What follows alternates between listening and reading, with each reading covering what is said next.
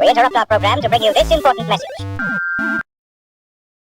Tig, I've been threatening something on I know. on Twitter for a while, I so know. I kind of now, unfortunately, in my antics, I feel obligated to. You've been pinned in a corner. Yeah, sort of pinned us in a corner. You know, Nerd Out With Me we don't tend to do video game stuff on here, even though we both love video games. Yeah. Avid video game players. But you know what? Screw it.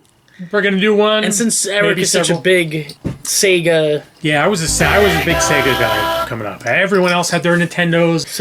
so it almost makes sense because you're a little bit outside of the box in a way.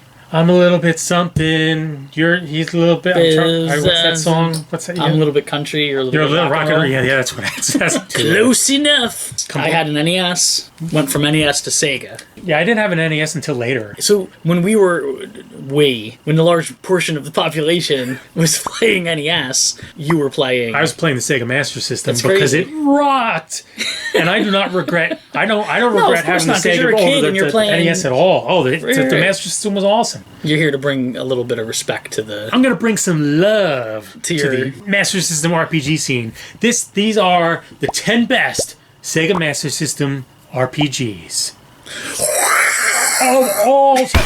I thought there was gonna be some graphic that pops up. Oh yeah. There's the graphic. There won't be any graphic. All right, ready? All right, we're gonna go through this. This is my list. This is Eric's top 10 best Sega Master System games of all time. No, it isn't. RPGs. These are RPGs. These are Eric's. They're not mine. No, this is definitive. Oh, you're not. This is definitive. There's no argument. That's right. These are the 10 best Sega Master System RPGs of all time. Period. Okay. Period. Fair enough. So let's check them out, Tig.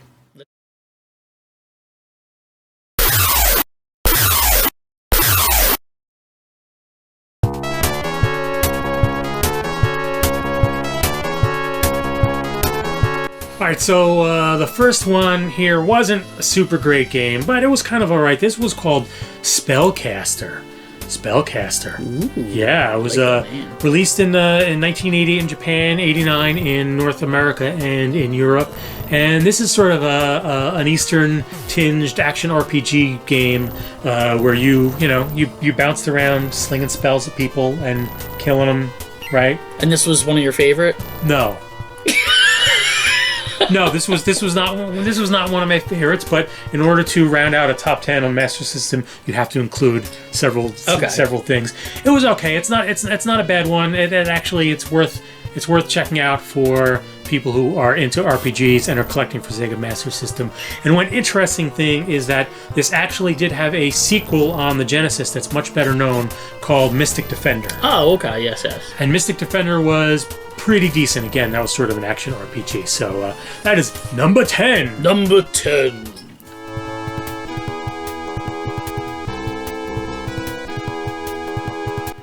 Number 9 is Lord of the Sword. Ooh, yeah, that could also be a porno. It plays much like one too. As you can see, Lord of the Sword has a Castlevania 2 Simon's Quest feel to it. Yeah, definitely. This game is really hard. I was never able to finish this one. This one, alongside another game that was called Kenseiden, which I think I'm saying that right, which isn't on this list. They were both super tough for me. Number 7. This game was actually sort of an underrated gem, I'd say. Miracle Warriors, Seal of the Dark Lord. Oh my goodness, that title. That's right. I mean, it's the Seal of the Dark Lord. You know, if it has a Dark Lord, it's going to be pretty good. The graphics, they're super small, right? It's a little. You have this tiny little map in the upper right. And that's opened all the time, huh? Yeah, that's just the way it looks all the time. You see sort of the action in your fights in the upper left, and just the screen is mostly filled with black and stats and things like that. You go around the world, you go in the cities, you talk to people, you get your grades, you have a party of characters. It's cool stuff. I actually like this one because this reminded me a little bit of the home computer style. Yeah, like a role-playing game. Yeah, exactly. You had a party you had to manage. It was sort of a little more stat focused. You had herbs and things that you collected. You kind of had a neat map to explore and kind of an open world. I'm sort of a map fiend. I like map stuff. And because of the weird way this game worked, with you're always looking at that overhead map. It sort of felt like you were uncovering a map, uncovering a world. Okay, yeah. A demon queen returned and stole the golden seal and opened the Pandora Passage. So then, so our creatures, got loose in the world. That's very exciting. You had to kill them all in order to restore order to the realm. As you do, yes, as you do. As is tradition. Yep.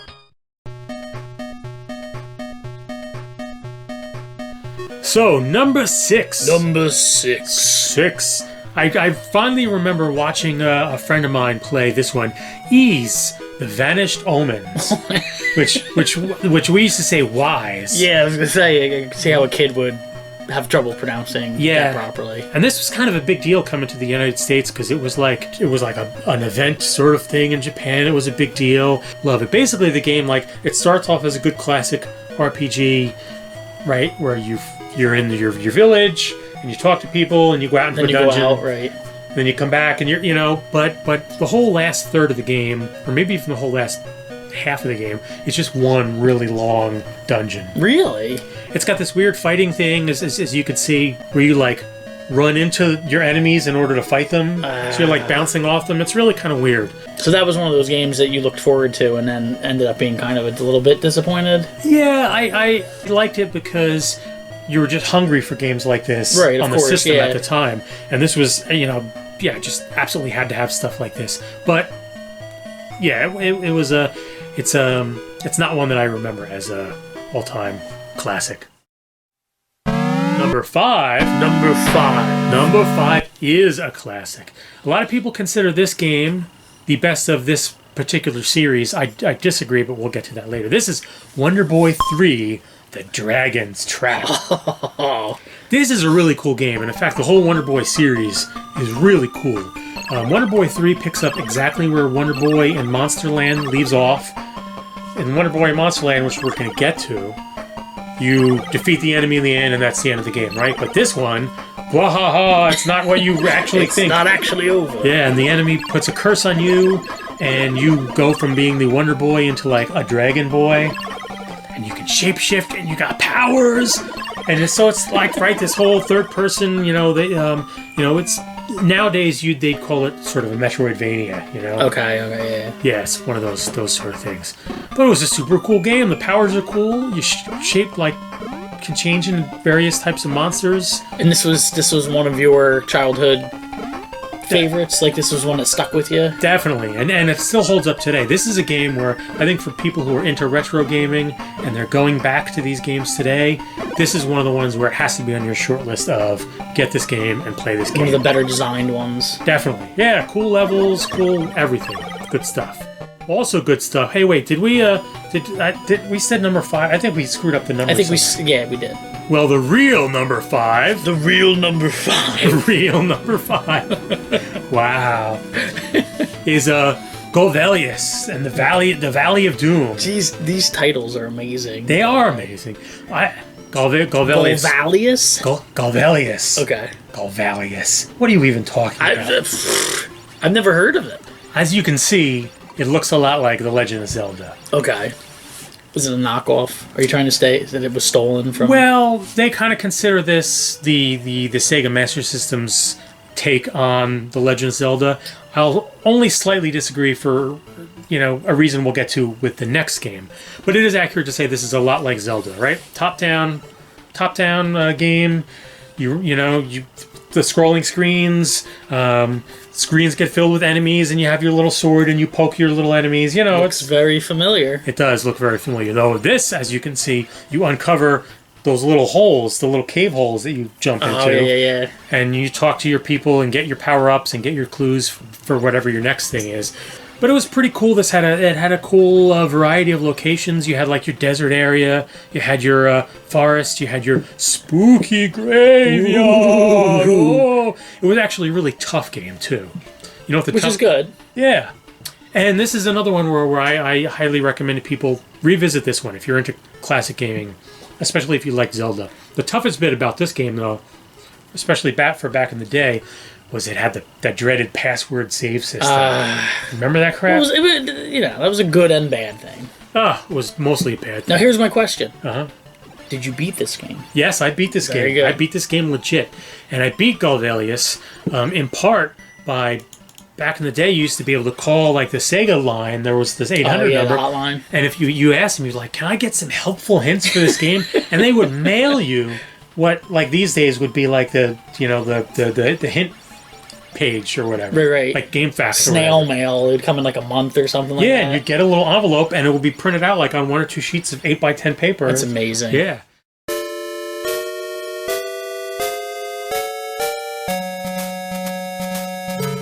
So then we go to the real Zelda clone, number 4. Number 4. Number 4, Golden Axe Warrior. Now, I do remember this game. No, you don't. I do not remember this game. You remember Golden Axe. Okay, see, that's look at what it this. is. Okay, yeah. See, this, no. Yeah, see, this is definitely different. This is not what you remember.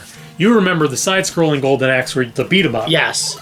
Golden Axe Warrior, now see, look at this. It looks almost exactly like The Legend of Zelda. It does. And that's because it is like just a straight-up rip-off, really. Okay. A lot of people didn't even realize this game existed because it came out on the tail end of the Master System's life. In fact, it never came out in Japan, to the best of my knowledge, and it only came out in Europe and North America in 1991. So by then, very late. we were all playing Sega Sega Genesis by Yep. then. But this game, in fact, I did not play this back in the day because I had already moved on. I only came to this one later. But it's a really good game. Yeah. If you're into the Zelda-style games, it's really good. It's pretty much just like straight up just like Zelda, except you have towns and stuff like that.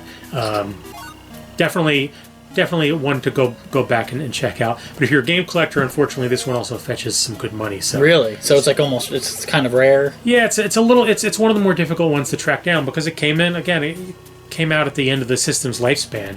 So Did you have this originally, or did you play it on an emulator? I have never actually owned a physical copy of this game, but I did own a physical copy of number 3. Number 3. Number 3.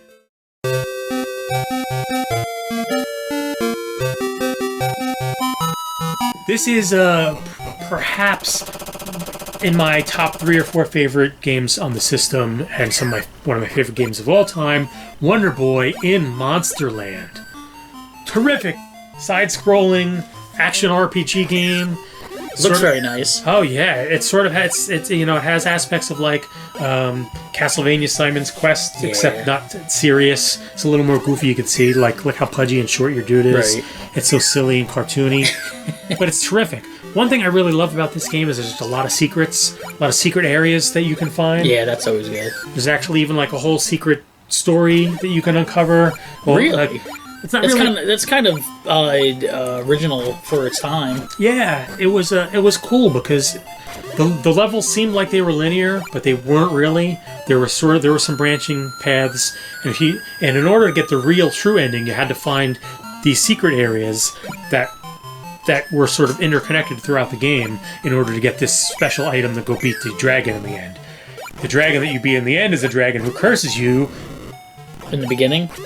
In the beginning of the other game we already talked about. Oh, okay, yes. So this is directly tied into the previous game we talked about, the Dragon's Trap. But this is, I think, if you're going to collect for the Sega Master System, or you're going to go back and play Sega Master System games, this has to be in your top 3 games that you absolutely must have. Must have. And you defeated this game.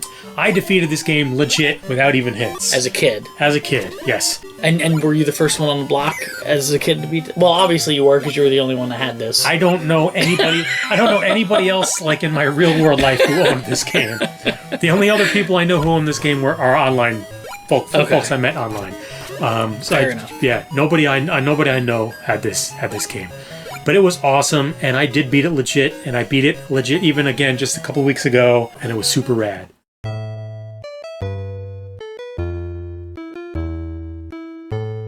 Excuse me. Oh my goodness. Also super rad is a game that a lot of people don't know is on this system. Our number 2. Number 2. Number 2, Ultima IV, Quest of the Avatar. I didn't know that the Ultimas were...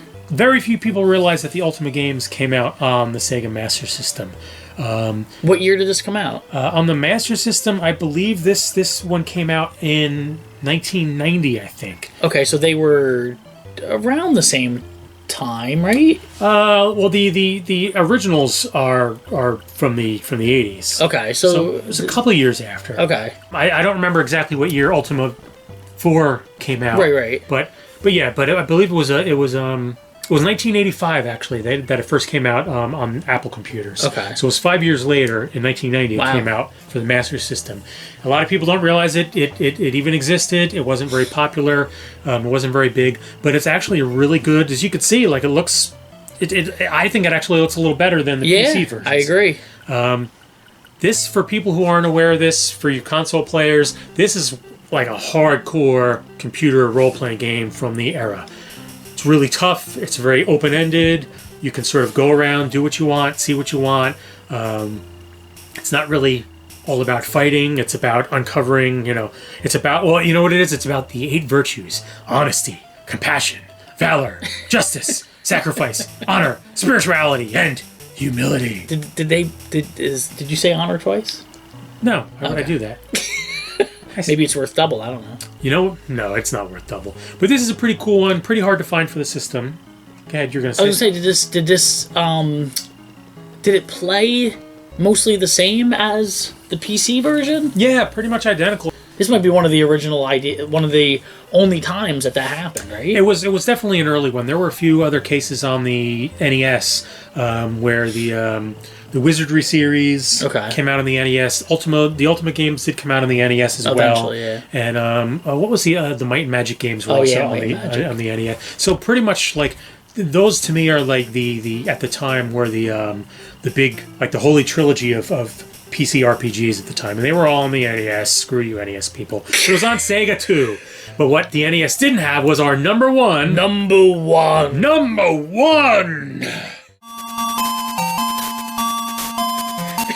Phantasy Star. Phantasy Star. I've never heard of it. What? Never heard of this game. But look how amazing these graphics looks. You have to. I am not going to deny that it looks amazing. I mean, would you believe that this is from the era of the? No. It looks actually like Sega, like the next generation. Genesis. Yeah, the Genesis. I mean, look at this Genesis graphics. full almost. 3D dungeons. Yeah, it's great. Wandering around 3D. I mean, it was amazing. Phantasy Star was the mega game. It's the most essential game to have if you're a Sega Master System collector, and if you're a fan of old school RPGs, you have to play Phantasy Star. The 3D dungeons were incredible. It actually had a really good story, and had a really big world to explore with three different planets. Wow, really? 3 planets. Super great game. I actually played through and beat this game a couple of times. I love this game so much. I love this series so much. I've purchased it on, I think, 5 different systems. Wow. I had it, of course, on the original Sega systems.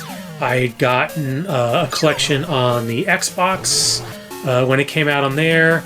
I got it for the Nintendo Game Boy. There's a Phantasy Star collection on the Game Boy. I got PC versions. Love these games. So it's fair to say that this one was your Zelda, or your, I don't want to say Mario, so I would say Zelda. This was your Zelda for... Well, this was like my top RPG game on the Sega Master System. Right. One of my top console RPGs of all time. And I think I would say that this game, Phantasy Star, is better than any RPG that came out on the NES. Period. End of story. Oh boy. End of story. And I think even objective NES fans will acknowledge that Phantasy Star is the best 8-bit RPG ever made. Best 8-bit RPG ever made. Case closed. End of story. Anyone who disagrees is lying. Yeah. Delusional? Sure. All of these things and more. Well, you got... Okay, so here's my question. Uh-huh. You played... Okay, being you had this system... Uh-huh. You didn't have NES. So you used to have to go to friends' houses, say, to play an NES Correct. game. Yes, I played... So you didn't grow up playing Zelda. No, I did. Well, but you were playing it on someone else's system, which is a whole different thing. That's true, yes. But I mean, this was, it is a different thing. So therefore, your reality could be no. skewed. No. Well, first of all, comparing this and Zelda, these are apples and oranges. Right, because this is different types of games. But no. Whatever it is that you're trying to imply, is wrong. This game is the greatest of all time. Greatest of all time. That's how it is. End of story. So let's wrap this up. So there you have it. That's a video game video. We did one. We finally did. Oh no, we did. I guess we did. We did one before. Did we? Yeah, we did. We kind of looked at a busted up Atari 2600. Yeah, I'm hoping to see Eric play some more games individually. I'll tell you what, Tig. Why don't you join me for some game playing action, and we'll do something again in a few weeks. If you supply the beer, I will supply the watching. Sounds good. All right, so there you go. We did some video game stuff. I hope all you people are happy. You filthy Animals.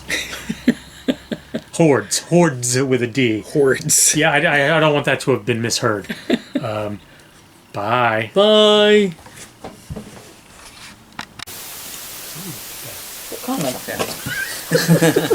Hey guys, thanks for watching our video. Like and subscribe. Oh boy. Hey, hope everyone enjoyed whatever it was you just watched or listened to. It's difficult to say because we're going to tag this on a bunch of stuff. But as you can see here, what do you got there, Boots? I have what looks like an Italian plumber of some sort. Beautiful Italian plumber from the Pixel Pals collection from Super Mario World. We are giving this away. So if you are interested in a Super Mario World Mario Pixel Pal, all you need to do is leave a comment on one of our YouTube videos. That includes this tag, or on our Patreon page, on any one of our posts there. You can find that at patreon.com/nerdoutwithme. We will be doing the drawing November 15th. You can comment as many times as you like on as many different videos. One comment per video, of course, and we'll give it away, and that's kind of about it. Bye. We interrupt our program to bring you this important message. Here's a choice of food and drink to satisfy anyone and everyone. You'll find something to please you to add to your evening's enjoyment. Something to please all tastes and age groups.